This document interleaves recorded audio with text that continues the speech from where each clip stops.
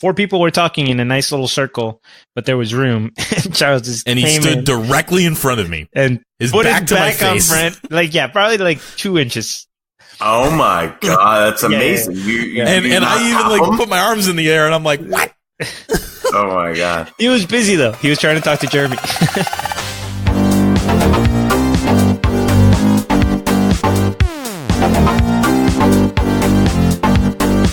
Hello, everybody, and welcome to this edition of the Crypto Basic Podcast. This is Flagship Friday, which will be released April 5th. And of course, this is where we discuss all the news, current events, and goings on in the crypto community. So thank you for joining us. And I'm here with my co-hosts, Brent Philbin. Whoa, hey, what's up? Flagship Friday. And Adam Levy. Hello, hi.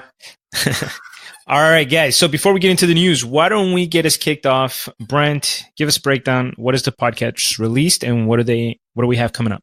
Most important thing we released this week is I had an interview with Peter McCormick from the What Bitcoin Did podcast. Guy was awesome to have on the show. It wasn't like totally crypto related. We did a lot of just talking about podcasting in general. There was a lot of crypto in there. We took some digs at Craig Wright just for funsies. And there was lots of interesting stuff. So one of my favorite interviews that I've done so far. Check that out. We released it on Wednesday. And then coming up, like we said last week, but I pushed it back because of this interview with Peter, we are going to do a casting couch situation with Adam. You can tell his mic isn't up to snuff. Don't worry. He's got a good mic coming. And then we're going to actually put him through the ringer, test him out, and see if he's going to be a fit for the co-host or if we're going to fire him. We'll give him a performance enhancing mic first, right? Yes, exactly, and maybe some drugs. So you won't have any excuse, Adam. I'm sorry, Bring Brett, it. but you can't fire me if I haven't been hired yet. Oh, That's yeah, what it's the a good counseling point. coach is. You don't just get to trump me. Son of a... I don't get to trump you.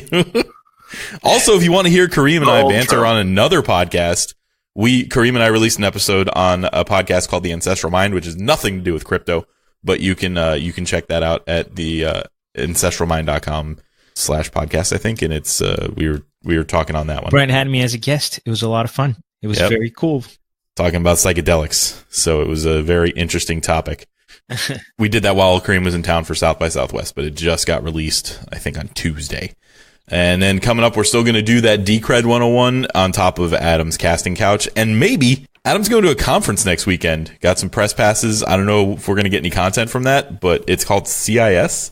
I actually went to the very first one. It's Crowd Invest Summit. Funny enough, I happened to go to one meetup in, I don't know, the hills of LA somewhere. And I got attached to this email chain. And somehow that ended up getting me a free ticket to it. So I was like, fuck it, I'll go check it out. It kind of reminded, I'd never been to a crypto summit or anything crypto. It kind of reminded me of like if Burning Man and nerds kind of meshed together and just kind of, hung around. Cause there was a lot of interesting fashion there from people who clearly made it rich from crypto and didn't have to adhere to the normal suit and tie kind of world. I did want to ask you, as somebody who has spent a lot of time in Florida and in California, do you notice a big difference in like public consciousness regarding cryptocurrency or usage or interest, or do you think that it's more or less the same in the circles that you got to experience? Oh, Florida feels like I'm living in the past when I live in LA, if that makes sense, because there's just a overall more global or state consciousness with everything, to be honest. It's a creative city. So you talk about things and things travel and ideas kind of pop up. In Miami, it's just, can I just get out of the freaking humidity? Is it going to rain today? So with cryptocurrency specifically, you notice that there's like more conversations about it over there or more adoption or? Oh, it got so LA one. When we peaked last January 2018, I was watching at a friend's house, and a producer friend, a reality TV show producer, was talking about crypto at the actual peak when it was clearly way too inflated. And he mentioned, oh yeah, I have a guy, just casual. This is just a casual, hey, we're watching the national championship. I have a guy. He told me to get 3 coins. So I did. They were Verge, Tron, And I'm not making this part up. It was Litcoin. Lit. And he was like, it's not, it's Litecoin? I thought it was Litcoin. So I guess that kind of. So he immediately sold it. It's like, fuck that. If it's not lit, I'm out. Yeah. I hope that answers your question, as in that, yeah, they talk about almost to the point of, getting a little carried away. Whereas Miami, probably there were very few people few groups of people that were having conversations like that. Yeah. Yeah. I did definitely meet people that when they found out that we participated in a podcast, they usually want to ask you about a specific coin. And I got to tell you, I got asked about Tron way more than I'd like to admit. Like, it was such an opener. What do you think about Tron? So the marketing they did. I've got a little Tron on this episode, boys. I don't know if you, I don't want to get everybody's, panties tingling too much, but yeah, always happy to talk about Tron. Brent, you tease. All right. So actually, that's probably a good indication that it's time for us to move along with the topic of the episode. And we're going to go into our rapid fire section. Just as a reminder to the audience, these are going to be headlines that we thought were interesting, worth mentioning, but we're not necessarily diving into. Who is taking the rapid fire today, boys? I will do it. I will do the rapid fire. I don't know what this first one is. Just Brent volunteers his tribute. Oh, I guess I could help with that one. Sorry. Okay. You got it? Yeah. Okay. I'm ready. And fired it up. So the Ethereum user adoption is catching up to Bitcoin. It's catching up to Bitcoin. You can check that from some of the charts here sent from addresses. The Ethereum is the way we have it. The pictures in the show notes. There's a red line and a blue line.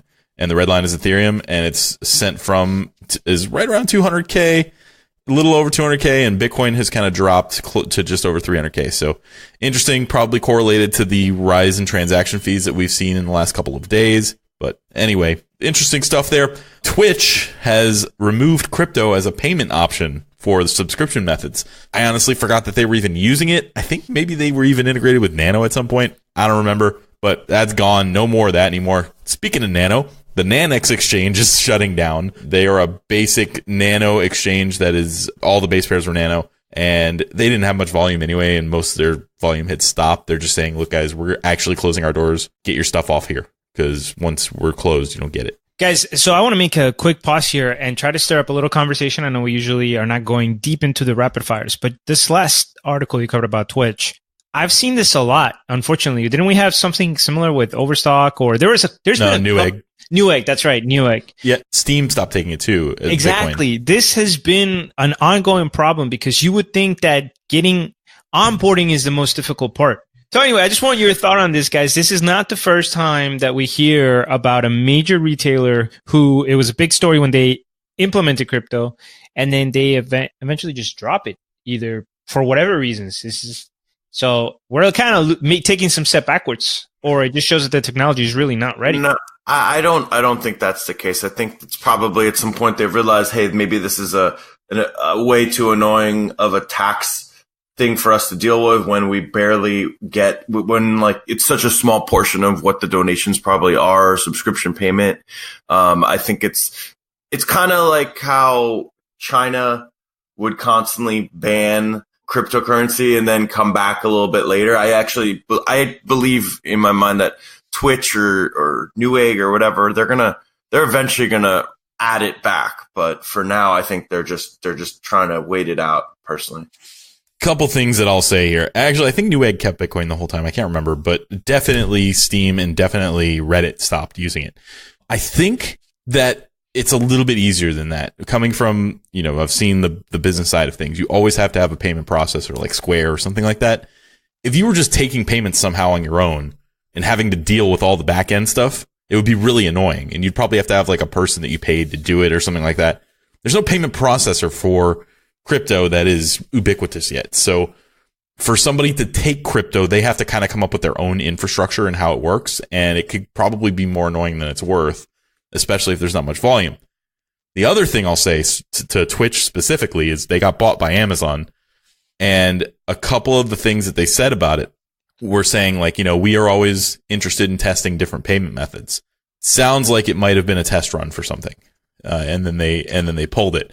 Whether it was a successful test run or not is hard to tell without being inside their company, but there's always that thought that Amazon is the sleeping giant about to release some sort of blockchain and, crush souls or whatever. They may have been testing something with Twitch to start that way. I don't know. Yeah, I think that's pretty insightful. I agree with what you're saying also about Amazon. And that's interesting. I didn't know that they had bought Twitch, but that definitely helps put it into context. And before I stopped you, Brent, you had one more story here you wanted to cover in the rapid fire. Yep. This one deserves a bit more of a look, but we just didn't have time. And I think we might end up revisiting Dash because Dash was the first coin that we ever recorded a 101 episode on. But Dash is now enabling instant send by default, which makes it private. Instant send is the one that does the mixing of the coins, but it has higher fees if I remember correctly. So they may be increasing the fees of the network by default, but at the same time, meaning you don't have to signal that you need privacy when you do the instant send feature. I thought that there were two separate features in Dash, one that was related to privacy and one that was related to instantaneity or whatever the word is. I think they're the same. I think the instant send is one that went through the masternodes and created the private system. Again, I haven't visited Dash specifically in a long time, but it was the masternodes handled all the instant send transactions by taking in all the money, mixing it around, and then spitting it all back out. So I think that created the privacy and that there wasn't specifically a private feature like something like Pivx or Zen or something like that. I agree with you that it was something that you could select. I just thought that those two features were separated. But yeah, I mean, it's been a long time since we did Dash, a long time. Yeah, legitimately it was the first episode we recorded. It wasn't the first one we released, but it was the first episode we actually sat down and tried to talk about a coin. So you want to hear a shitty episode, go back and listen to Dash. Anyway, that's it for my rapid fire section. All right. We're going back to back on not so rapid fire rapid fires. But the next segment is with the SEC statement on crypto, and that's kind of going to be all of us. I mean, whenever the SEC publicly talks about crypto, it's something that should be a piece of news. Yeah. All right. So here's what I did. I went and read over a decent portion of this. And first of all, I want to say that we are not experts. We're not lawyers. We say this all the time, but just I want to reiterate it when I'm interpreting a document that's released that has a lot of political machinations behind it and stuff like that. But the whole thing sounds like plausible deniability to me. It doesn't sound like they actually laid anything out. What they did was they said, here's all these things. And also, even if it kind of hits all these, we might still say it's the security or something. Like it really didn't create the regulatory certainty that people wanted. And it's being touted as if they did because they did actually list out some things. And clearly whoever wrote it understood cryptocurrency. So I'm going to talk about the part where they really talk about how to look at these coins. But I'm going to read a couple of quotes here. First is, although no one of the following characteristics of use or consumption is necessarily determinative, the stronger the presence, the less likely the Howey test is. I cut off the rest of that quote, but it was supposed to say is, meaningful, I think. And to me, that literally means nothing. It's saying no one characteristic necessarily determinative, stronger the presence, less likely. It's all very wishy-washy. There is no, if it hits these, then yes, it is this and that. Here's what they listed out, and I'm summarizing these. I did not just read them off, but if these things are all true, then it's fine. The network has to be fully armed and operational, so the network works. None of this like white paper and a promise crap.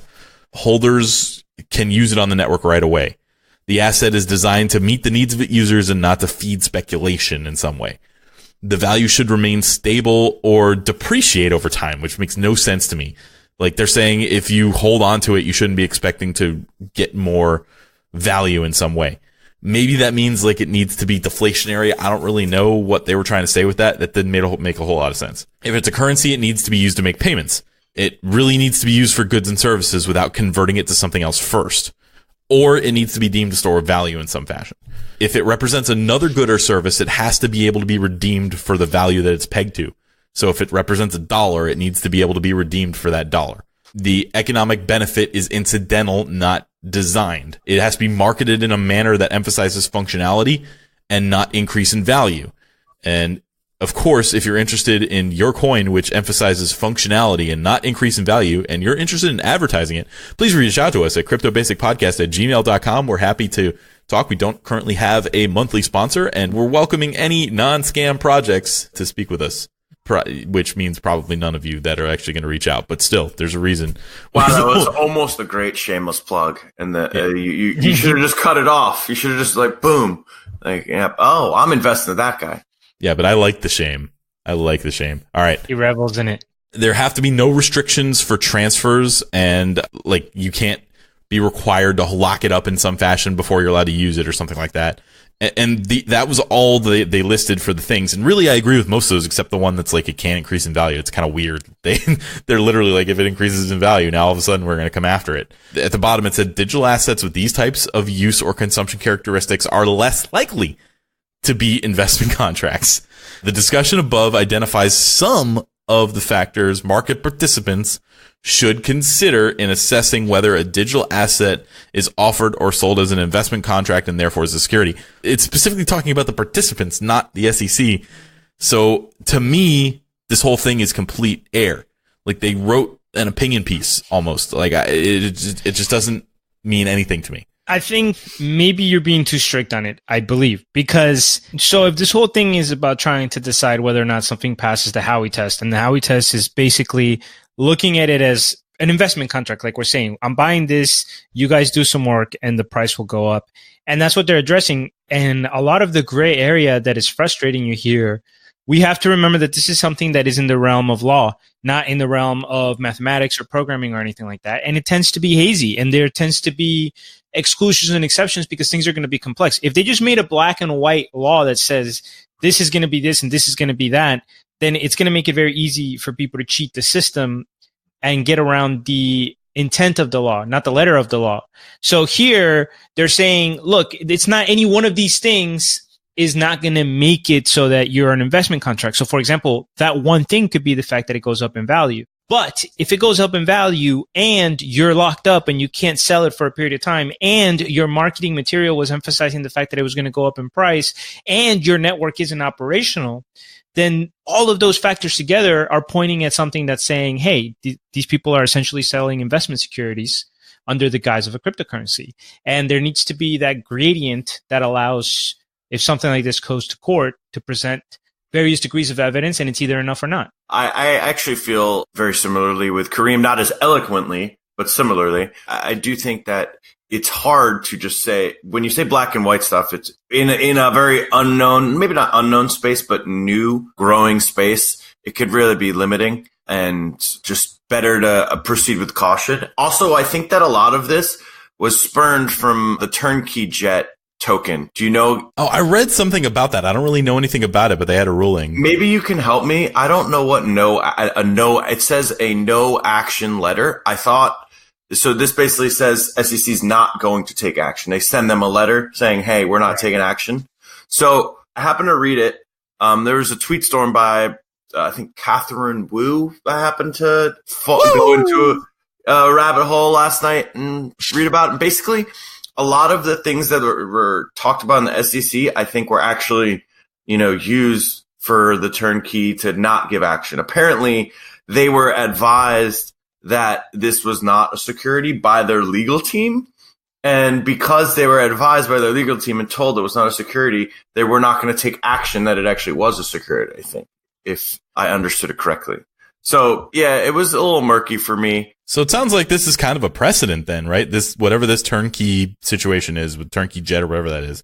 I remembered reading something very quickly about that. They basically aren't allowed to use their ICO funds to create an app or something like that, or I don't know, but basically they're the first precedent of, we're going to let these guys slide. They look like they might be a security, but they're good. I don't know. It's just, to me, it still doesn't feel like regulatory certainty like we see in the EU or something like that, where it's very specific. It's like it either falls into this category, or this category, and they're treated differently for tax purposes. I don't remember the exact breakdowns of those categories, but we talked about them before on the show. Kareem, that was your one of the articles you brought to us. Yeah, so. I don't know if I remember the exact categories, but again, the reason why you should look at this as more flexible, possibly, is because to think of it as a burden of proof.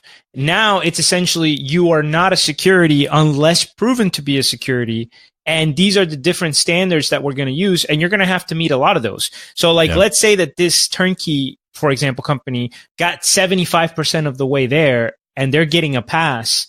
That means there's a lot of space and a lot of breathing room that people know of, like, okay, these don't cross these lines. And I think that that's how a lot of legal precedent is set, even for companies, traditional investment, for finance, for a lot of, sometimes it's just like it gets complicated. It's murky and it's not going to be super clear and direct. And if you do make it that way, it's just going to be easier to game sometimes. Yeah, no, that's true. I do get gaming the system. So the no action letter, to Turnkey Jet was actually, at least what Catherine Wu said was, TKJ relied on their counsel's opinion that TKJ tokens are not securities and thus offered and sold tokens without registering. Doesn't that make it weird? As in you can just say, oh, my lawyers gave me bad advice. But hold on a second. Is it bad advice? That's the question, because it could also be interpreted as our lawyers told us that these were not going to be considered securities based on ABC. So we didn't register. And now the SEC, after looking at the case, is saying, yeah, we're not going to take action.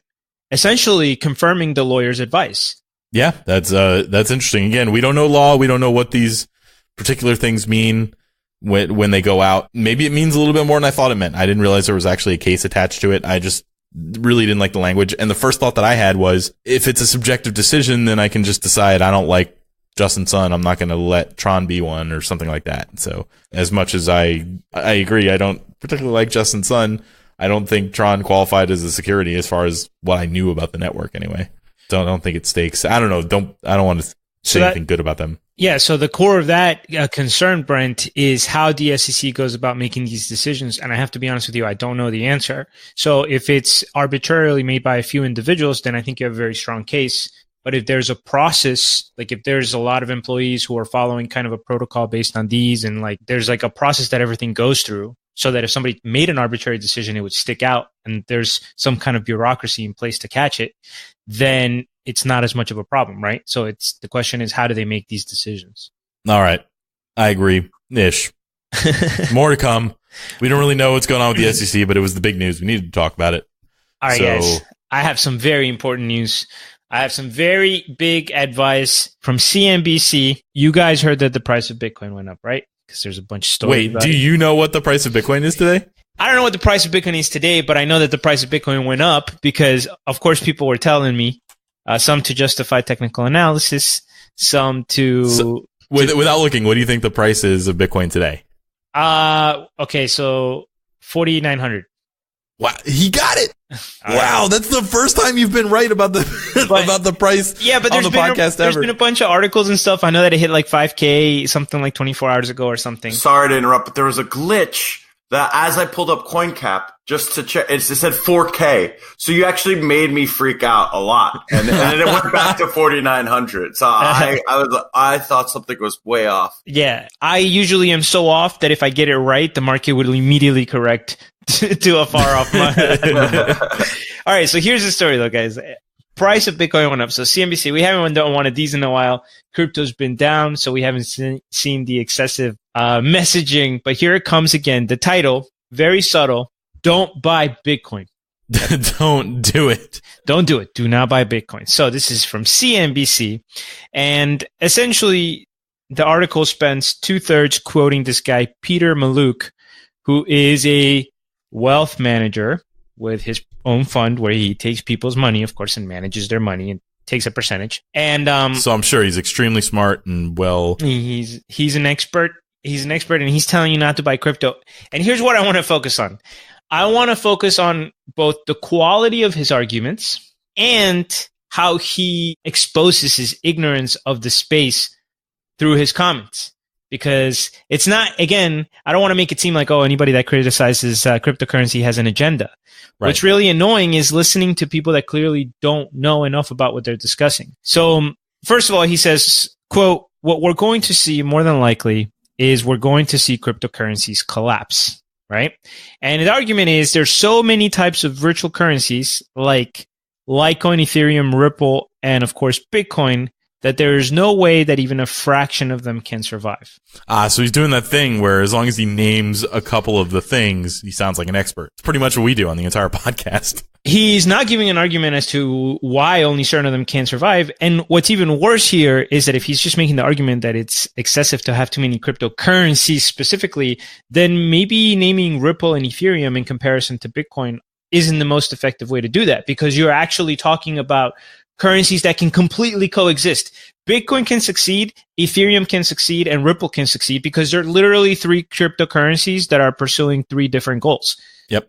And he's not even really aware of that. So even if you wanted to make the space look bad, you should have said something like, Bitcoin, Litecoin, and Bitcoin Cash. Litecoin, yeah. Exactly. But he's not even knowledgeable enough to construct the argument in the way that furthers his position, right?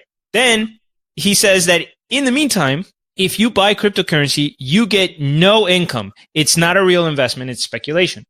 What's the problem with that, guys? Well, the problem with that, Kareem, is it is a speculation, though. I'm not saying that there's not speculation. There are some coins that give you income, Kareem. There are coins that pay the equivalent of dividends through staking rewards and all that kind of stuff. Why would you make a blanket statement that cryptocurrencies don't give you income and make that the basis for why you can't invest in them when there are cryptocurrencies that give you income? When it's literally provable the opposite. I mean, it seems like I'm not saying this article is kind of hilarious. I agree. But it does seem like he kind of he hasn't technically said anything that is that wrong, as in, how many times you hear saying, oh, there's 1,000, 1,500 cryptocurrencies out there, but we're going to expect a lot of them to fail. That's kind of what he's saying to an extent. And then CNBC repurposes his quote and says, don't buy Bitcoin. Well, I agree. I agree 100% that, and especially here towards the end of the article, we see how much CNBC is trying to frame this in a particular way. It's totally exposed. But, his quotes, again, yes, a lot of cryptocurrencies, most cryptocurrencies are going to fail, but we also know that most businesses fail. Right? He's not saying necessarily don't invest in businesses. He would say don't invest in startups. Maybe don't invest in penny stocks. But he would not say don't invest in businesses. Right? And there are stocks that pay dividends and stocks that don't. And because he's an expert in that field, I'm sure he understands those subtleties. But even his framing of the cryptocurrency universe shows me that he doesn't even understand the universe in order to critique it properly. Right. He could not be wrong about the fact that a lot of cryptocurrencies are going to die, because he's parroting something somebody else has told him, but he just doesn't understand why he's saying it. So that's like saying, all politicians are corrupt. Obviously, you have examples like Bernie Sanders, AOC, and Trump, and you just list off like the 8 politicians that you happen to know. And then people are like, well, yeah, but like 2 of them aren't actually particularly corrupt. I don't know, like if you look. And then he's like, well, you know what I mean. So it's the same thing. I think I'm more annoyed by CNBC because than Peter Mallouk. Sure, he's making money doing wealth management and other things outside of cryptocurrency. Doesn't like it. Cool. But CNBC, what probably happened was, hey, we need to get some clicks. We need to get someone to then be denouncing cryptocurrency because everything is up and, yes, 100%. We have to find someone. So they probably searched, and most of the wealth managers were like, oh, we love Bitcoin. Oh, we're into it. Oh, we're invested. And then they actually found someone who didn't know that much still and happened to just be the patsy for this article. And then they spun it the way they wanted. So, Adam, I definitely agree with the tilt of CNBC. And here's where you can completely prove it. I'm going to get to the second half now. They're going to go on to Cramer and Jamie Dimon in order to further, they're going to do the old, he's not the only expert that says, be careful with Bitcoin. But I want to give you one more quote about this guy so that you hate him just a little more. This is his comparison. He compares cryptocurrency to the TV and he says, the TV worked out, but everything that comes out of it, we don't want to watch. What does that even mean? What? What is he even saying? Kareem, you don't want to just put your eyes up to the screen and get bleached by the rays the light rays that are coming out of it. That's what he means. It would just be really damaging to your eyes. What's his argument here, though? Seriously, as a wealth manager, think about, let's remember his position. Are you telling people that the TV is not successful? TV shows aren't successful?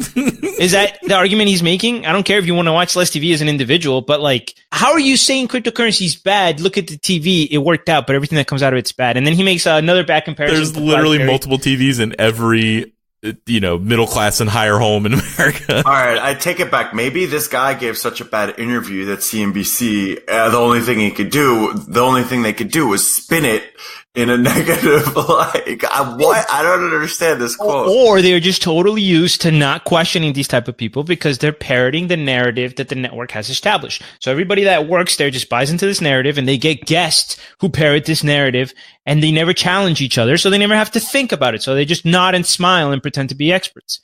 So then they go on to quotes from Jim Cramer, who, as we know, expert stock picker, plenty of analysis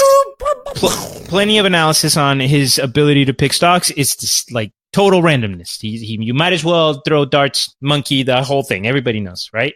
But he says that anytime you talk bad about Bitcoin, there's a Bitcoin mafia that comes and gets you on the internet. Okay, fair enough. I could see that. And then he says, it's pure gambling. If you want to gamble, go to Vegas. Vegas is great. Okay, another side note. No, it's not. It's probably, at least Bitcoin's probably a break-even gamble because you're just gambling that it's going to go up or down. The house is taking a rake in every game you play. Again, bad advice. If you want to gamble, you might be better off investing in Bitcoin than playing blackjack or roulette. And then the last one. They mentioned that JP Morgan called Bitcoin a fraud. Yep. And they don't mention that a year later, JP Morgan released their own cryptocurrency. This article's comedy. Yeah, that it's is hilarious. Great. Yeah, Jamie Dimon, Bitcoin is fraud. Yeah, we remember when he said that. He did that so the price would drop so we could buy some more. Yeah, this like before they established a trading desk or something, or maybe that wasn't them, but it's so bad. And it's so clearly like what you said, Adam. Price of Bitcoin went up. We need a couple of anti-Bitcoin articles. It's just embarrassing. And on to the next one. We got Brent talking about is it Bithumb? Bithumb? I think it's Bithumb. I don't really know. I've never listened to anybody say anything about it. Pretty sure it's Bithumb. Oh, Bithumb. Okay. All right. So Bithumb was just hacked. Bithumb was hacked. Just another 8-digit hack of exchange here. Nothing to see. I don't know how many more of these the space can take. This on the banking side, the banks steal the money. And on the crypto side, there's hackers and exchanges stealing the money. So I don't know where it's coming from. We need to get this stuff under control, but do you really think that you can call it a hack when it was basically an inside job? Yeah, it was an inside job. It's hard. I don't know how to determine it as a hack. I mean, like So I haven't heard this story. How do we know that it's an inside job? They don't know who did it, but the way it works, it was the actual funds of the exchange, not like anybody's wallets or anything like that. So somebody who had access to the exchange funds started to do it, and they laundered it. They stole $13 million worth of EOS, and they also stole another $6 million worth of XRP. So, I mean, whatever. Who really cares anyway? They took a bunch of EOS and XRP. Yeah, that stuff's basically its own walking scam anyway, right? And I don't know. That was supposed to be funnier than it was. Anyway, they said it was basically an inside job. He did launder it pretty well. So, or she, they don't know who it is, but they were clear the exchange was not affected. So in a rare move of the exchange actually owning up to this and not shutting down or taking the money from their investors, they basically said, nope, it's on us. It was our funds. All users' funds are in cold wallets. They're safe. So you guys are fine. We're going to take this entire loss. So good on Bithumb for taking 19 million on the chin. Bad on Bithumb for having security that is bad enough that somebody could take $19 million before you caught it. And bad on that person for taking the shittiest coin of EOS. I got to be honest with you, EOS, wait a minute. You know what? Maybe the EOS Foundation or whatever the fuck it is that like get to say, no, your coins are ours. Maybe they can find a way to take them from this guy. We'll see, mate. Like that would be the ultimate test of whether this stupid centralized thing might actually have some merit. If they can actually stop this theft and get it back to Bithumb as a council or whatever the hell they are, then I'll give them a little bit more leeway the next time I talk about them. But how would that work? Didn't never. the EOS already get moved and sold for other coins? They can't reverse every blockchain. They said it was laundered pretty well, but they can reverse transactions. That's the thing. Like the EOS blockchain can reverse them. They can freeze and reverse transactions. Yeah, but then you'd be taking them from all the people that bought that EOS without knowing that it was stolen. Yeah. And they wouldn't be able to get their money back be able to, because that's on other blockchains. So the perpetrator still gets all the money in another crypto. Yeah, well, unless he did it for EOS to EOS. I don't know. We'll see. I would like to see that. I want to stop seeing these exchanges get hacked every week. I don't know if the Quadriga CX guy pulled the Lazarus yet, but I haven't looked into that. I'm sure he's going to be resurrected sometime soon. And that was... I got to tell you, I do not envy anybody that has to be in charge of securing tens of millions of dollars worth of cryptocurrency. Definitely agree. Yeah. I mean, I don't envy their position either, but like there are people that are doing it right. Right. You just have to do the right process. You're right. CZ does it great. Kraken's never been hacked. Like didn't CZ basically they got hacked and then they froze the accounts? Yeah, he caught them immediately. Yeah. Yeah. They've caught a couple of hackers, but their red alert systems go off and they're like, nope, this is a hack. Fuck this. And there's trip systems. We learned that also through our interview with Rob from Horizon, that they had an entire system that can basically spot, well, that was for 51% attacks, but they were also able to stop it because of that. Being able to... Yeah, speaking of attacks, I am going to have Anthony back on the show, formerly of the Ethereum Classic Cooperative. Anthony Lusardi is going to talk to us about the different methods of attacking a blockchain. Oh, nice. All right. So anything else on this Bithumb story, Brent? No, I'm good. I'm excited about my next story. All right. It's time to play Bullish or Bullshit, the game where we guess whether something is bullish or, you guessed it, bullshit. Action's on you, Brent. All right. So the title of this article, boys, is Justin's son gives away a Tesla on Twitter. Is this bullish or bullshit? You could have just said Justin's son and I would have said bullshit. Okay, so the truth is, I've read some of this story. So my understanding is that Justin's son's a scammer. And then something scummy happened with Tron and the guy who won. But I do think that they gave it away eventually. I don't know. I'm going to say Justin's son gives a Tesla on Twitter. Technically bullshit because he ended up doing it behind closed doors or something. Technically, bullshit is the right answer, and we're going to see why at the end. So here's what happens. Our boy Justin's son announced a $20 million giveaway of different Tron tokens or whatever the hell he's giving away, right? One of the things that he's giving away is on March 27th, they were going to draw a winner of a Tesla. And there were different reasons that you like retweeting or following or whatever the case was to get entered into the drawing for the Tesla. So they had this video that they released where they picked the winner. And they uploaded the video and even tagged and congratulated the winner of the Tesla. And then they deleted the video saying that there were compression problems. There's a link to the video in the show notes if you want to see it. But because obviously nothing is, once you put it on the internet, it's there. Somebody's going to get it. So the internet saved it, and it's definitely Justin. He does the whole drawing. And an interesting piece of this thing, well, actually, I'll get to that in a minute. But the user is XRP_Uzgar. Or Uzgaroth. He's the Twitter user that was supposed to win. He was actually the 88th name drawn because the first names didn't meet a certain criteria. So you see it sit there, draw. Apparently there was a piece of this that they didn't do a good job of communicating, which is that you had to actually hashtag TRX at some point, and none of those people did, even though they were entered in the drawing. So after he does this, he shuts it down and he says, hey, sorry, only live streams are acceptable for winning. We'll do a live stream later and we'll pick a real winner. So he tells this guy that he won, and then he says, just kidding. You didn't really get a Tesla. We're going to draw this again. The original video, interestingly enough, there's a frame of the video where the guy who won, his Twitter profile comes up before the drawing. So I don't know how it would have gotten there. Maybe that's the compression issues that they're talking about, but it is pre-drawing. There is a very clear frame of the video. It just flashes for a second, boop, and it's that guy. So I don't know where the tinfoil hats come in on this one, but that's super strange, right? So Justin decides to go ahead and compensate this person. He's like, we're really sorry. We feel really bad that we said you want a Tesla and you didn't. So we're willing to give you 2 free tickets to the Tron Summit in 2020 and fly you out there to participate and see our Tron Summit conference. And the Twitter is obviously like, are you fucking kidding me? This guy won a Tesla, and your answer is, we'll fly you out and you can watch us talk about how cool Tron is, the coin that screwed you out of a Tesla. And that was the answer for a couple of days, and they gave the Tesla away to somebody else. So it would be bullish. In fact, they actually did give a Tesla away to somebody else. The reason it's bullshit is they actually ended up giving away 2. So the end result is 2 days later, after Twitter just literally freaks out and lays into Justin like crazy, he says, you know what? Now I really kind of see the light here, and I'm going to give a second Tesla away. And he gives the Tesla to this guy. He did get a Tesla. He did end up giving a Tesla to this guy, which actually, it took me a long time to find. So the only reason I found that is there was a Tron supporter that was like getting downvoted in one of the subreddits. It's like, guys, he actually gave the Tesla like to this guy. He just took a couple days.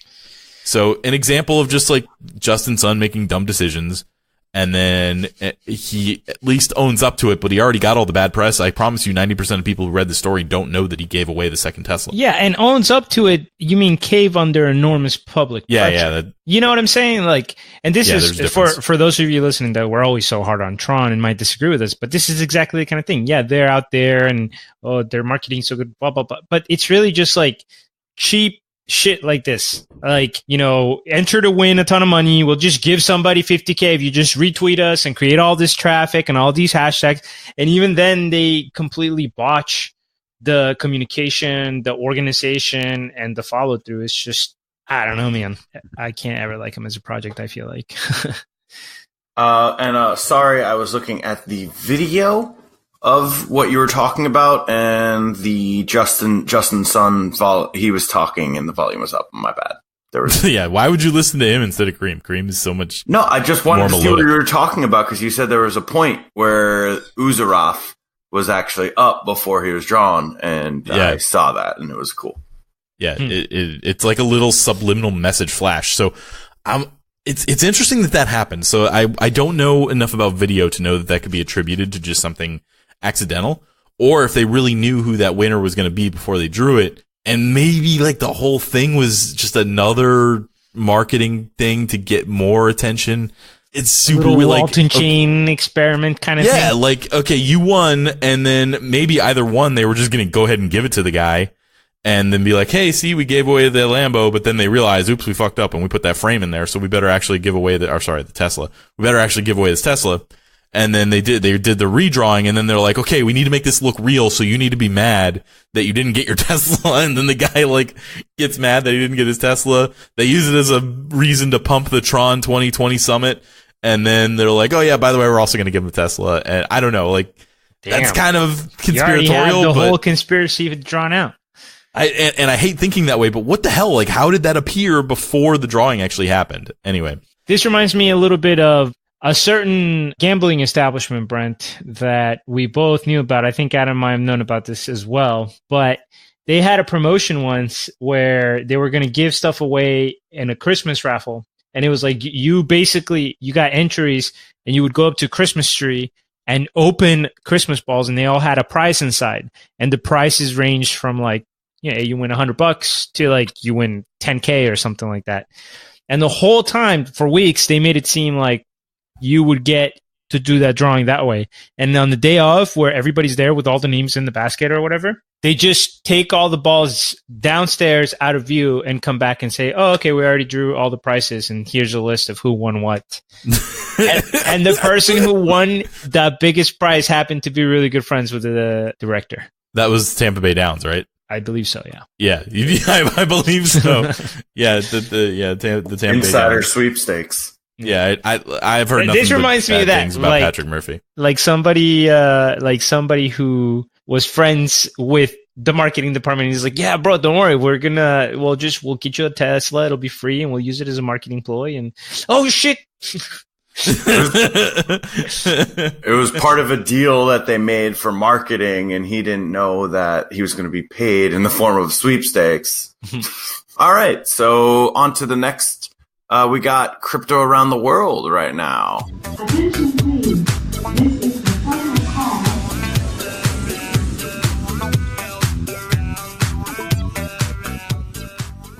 the EU launches a blockchain association.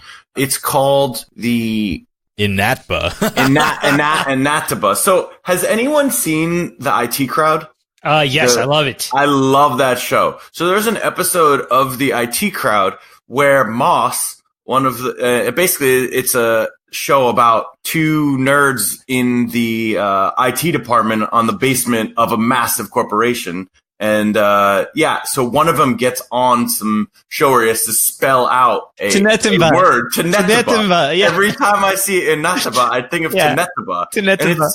And the word is spelled absurdly. It's TNETENNBA, and he gets hailed as the greatest competitor on this kind of a scramble word Brent, just to give you a little show. Yeah, it's supposed to be like just a collection of random letters, and they're supposed to form the longest possible word that they can with it. So the other guy's like trying to come up with something, and he's just sitting there, and when the round's over, he's like, it's already a word.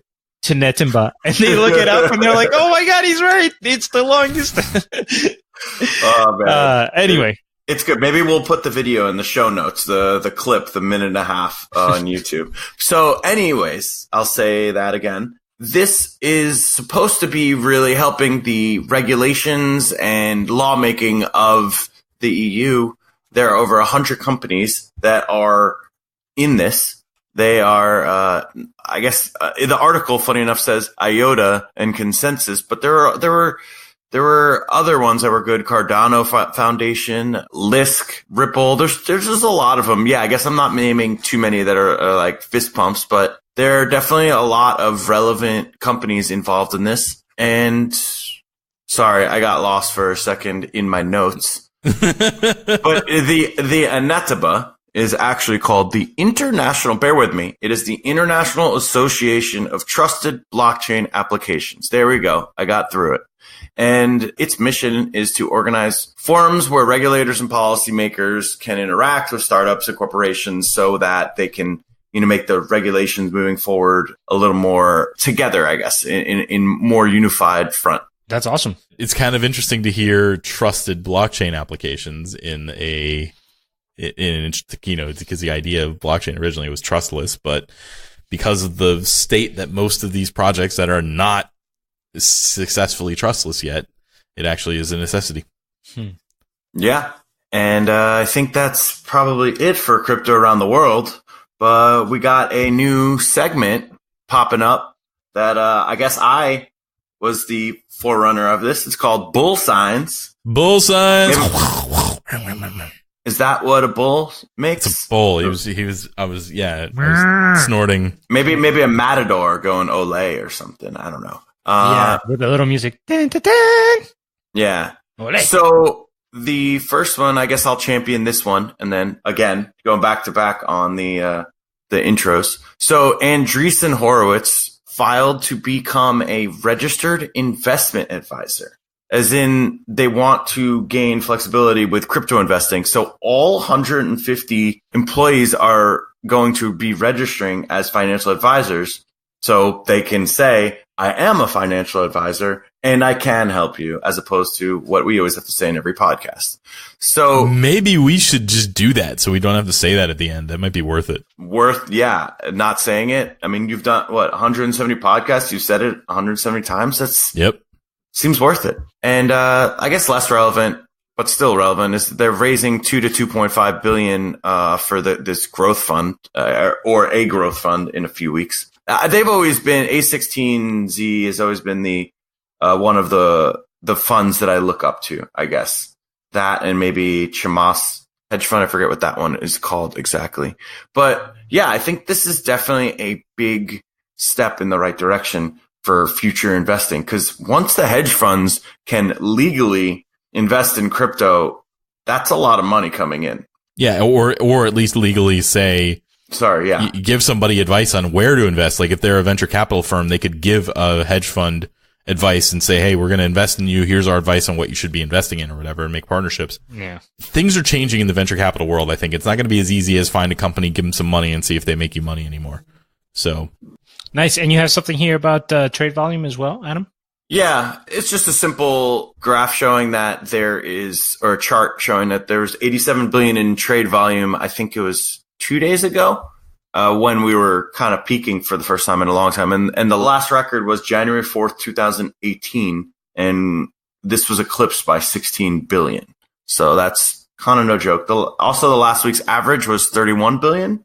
So that day more than eclipsed the average by 2.5x. So I wonder if it's the fake volume or the real volume now that we've got transaction mining and all that garbage. Wash trading. Yeah, wash trading.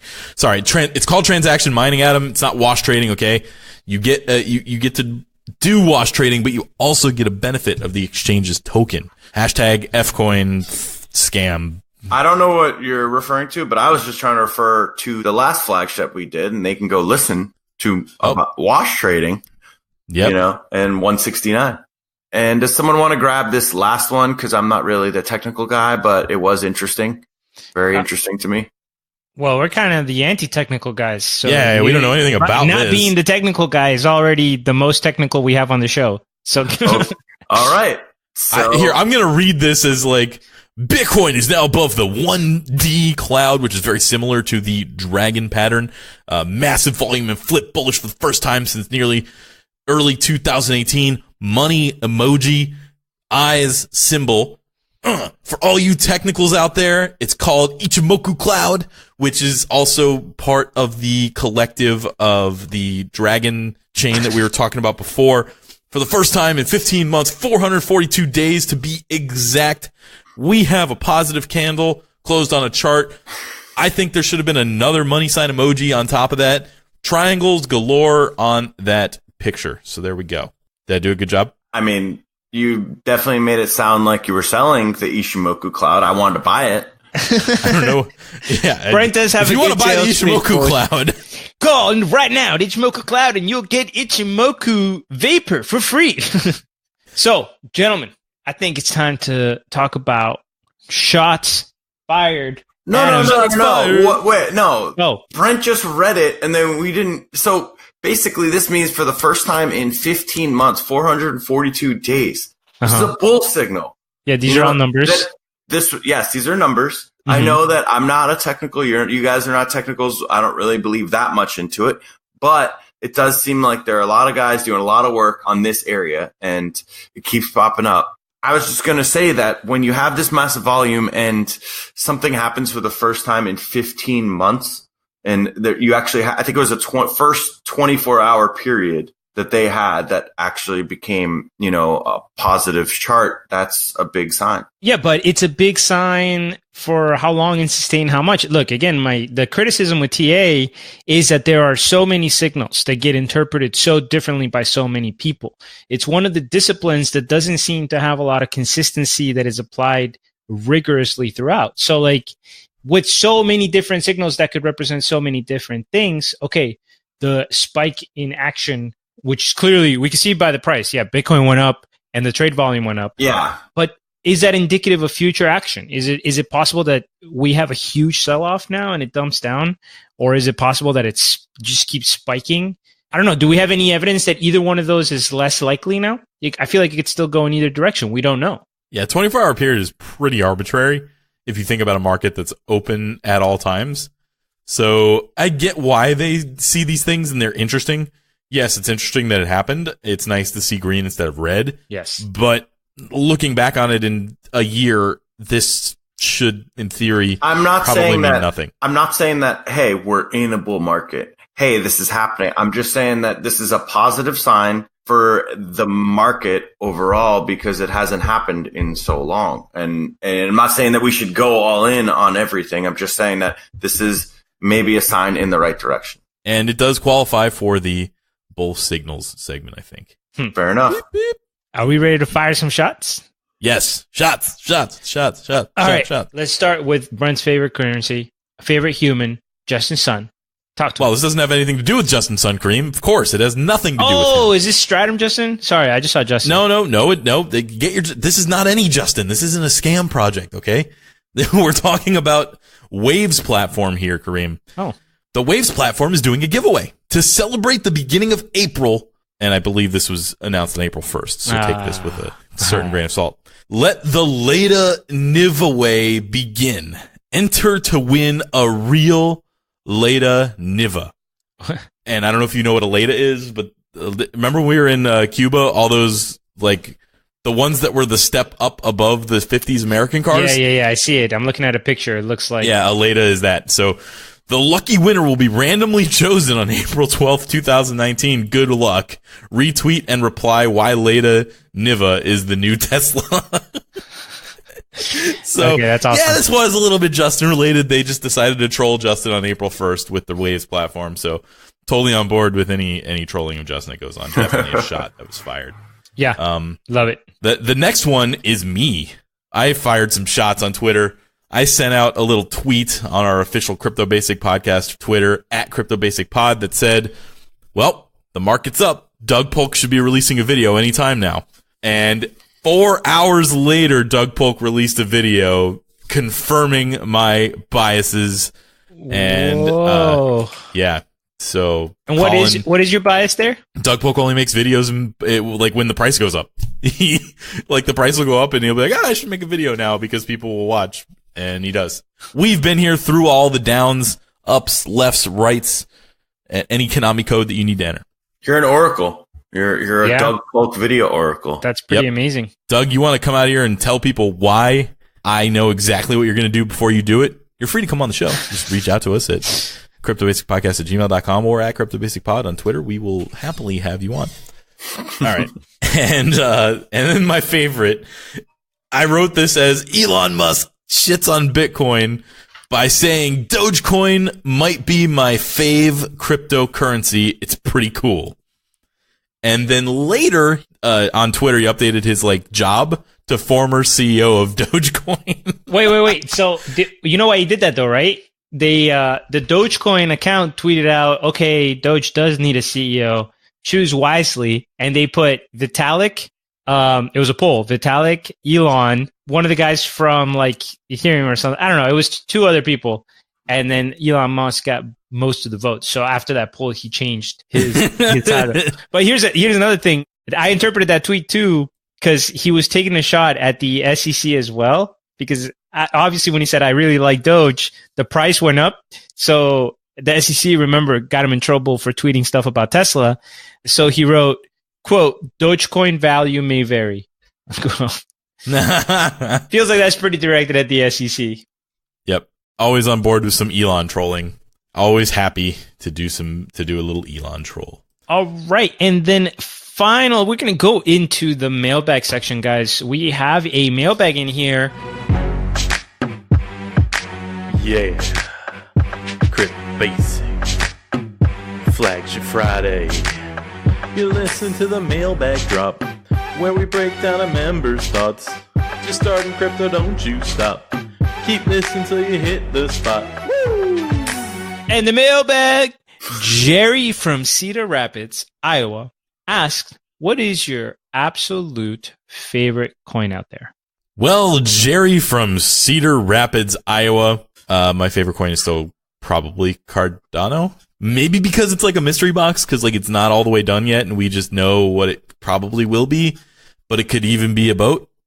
It's kind of one of those things, but I still, despite Charles Hoskinson telling Chico Crypto to suck a cock and saying... And boxing you out during the conference. Boxing me out during the conference conversation. That was the worst. He just literally gut checked me out of the way. And he went off on New York and some crypto regulatory agency or whatever in New York, and he was like, fuck them, fuck New York. He went off on them recently. So despite all of that, still think Cardano's got a really cool shot at being the coin. So that's it. It's obvious for long-time listeners. I mean, maybe we should have picked a non-Cardano coin as our favorite, so it wasn't so obvious. But the box out is an art that I think pro Magic players have perfected. They have a real tight circle around, so you can't ever get in, and it's you have to be real sneaky just to get in the conversation. Yeah, no, there was nothing sneaky about it. No, he just walked up in the middle of four people were talking in a nice little circle, but there was room.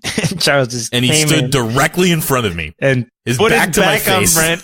Probably 2 inches. Oh my god, that's amazing! Yeah. And I even put my arms in the air, and I'm like, what? Oh my god. He was busy though. He was trying to talk to Jeremy. Fair enough. So I'd say mine was Engine. I've just been, I guess, a champion. I mean, I was on the Engine 101 podcast. Yep. And I've just been kind of really into it from the start. I'm a gamer, and it seems like they're doing some good things in space. You even have your own, the Crypto Basic coins, correct? We do. We have the Patreon supporter coins. So there you go. As soon as Kareem gives us his, we'll talk about Patreon. Okay. I mean, I guess I would probably normally pick ADA, just like Brent said. But to do it more fun, I would say my other non-Bitcoin favorite coin is Horizon. You were going to say Bitcoin? Horizon. I like Horizon. There we go. Horizon. It's a favorite. It's a favorite. It's not necessarily the one I think is the best, but I like them. I like the team. I like Rob. I like their vision. I like the scientific approach. I like what they're doing. I like how they've handled adversity. So I like them. Oh, also random Charles Hoskinson dig. In the same interview where he was going off on New York, he said good things only about John McAfee when he was asked about him. He's like, oh yeah, I like John. He's a good guy. He's a blah, blah, blah. I was like, man. Yeah, that's disappointing.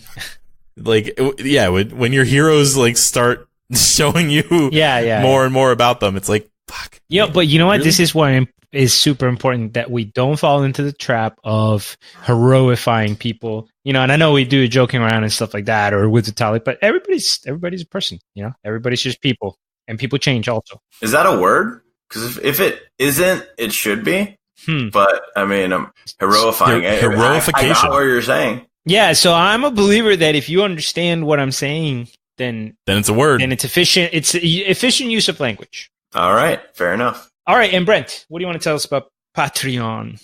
Well, it's that time of the episode. We're going to talk about our new Patreon members. So Brian Hunt joined our Patreon, and he joined at the node layer, and we always appreciate it when new Patreon members join. And if you want to be one of them, what we ask is that if you join the Patreon, you at least pledge $1 an episode. That's what it has there.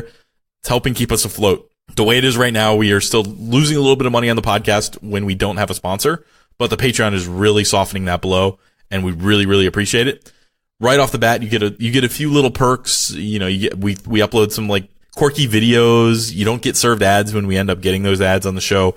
And more specifically, you get an Engine token sent to your wallet the first time that you have a payment go through. So we have a specific Engine non-fungible token. It says Crypto Basic Patreon supporter. We designed a little thing. There was a little community vote among the current Patreon members and founding members in the private chat that we have in the Discord. And they helped us decide on which one we were going to go with. And it's basically got our logo. It says you're an official Patreon supporter, and that goes into your wallet and you have it forever. It's got 5 built-in Engine tokens in there. So if it ends up going up and mooning in value, you can melt that thing down and end up with 5 Engine tokens. I don't know if you would ever want to do that because it's the coolest thing ever to be a Patreon member, but please check out our Patreon. The links are all over our website, show notes, everywhere. You can search for us on Patreon, patreon.com/cryptobasic. And yeah, help us out. We are loving it, and we still haven't taken any money from any of those scammy projects. In fact, I just one of them emailed me and I couldn't help myself. They were on the EOS blockchain and they're like, "Hey, can we just have like our CEO come on your show? It'll be great." And I was just like, yeah, to talk about decentralization. And I was like, yeah, you built your coin on EOS. Like, you're not qualified to talk about decentralization. Sorry, we're not going to have you on the show. Sometimes maybe we shouldn't let me handle the email all the time. Maybe, all right, maybe boys? you're not the personal relations guy. No, maybe not the PR part of the team. Public relations, yeah. All right, and not only are we not public relation experts, guys, this is also time to remind the audience that we are not financial advisors. Just a couple of guys talking crypto. But if you'd like to join the conversation, make sure you hop on our Discord. We got a lot of activity there. Rate us on iTunes or wherever you get your podcasts. Follow us on Twitter, Crypto Basic Brent on Reddit, and sayonara. Anybody want to say goodbye? Adios. Be careful out there. There's bulls running around everywhere, and we never know when one of them is going to become a pig. He doesn't know where the sentence is going when he starts it. All right, bye.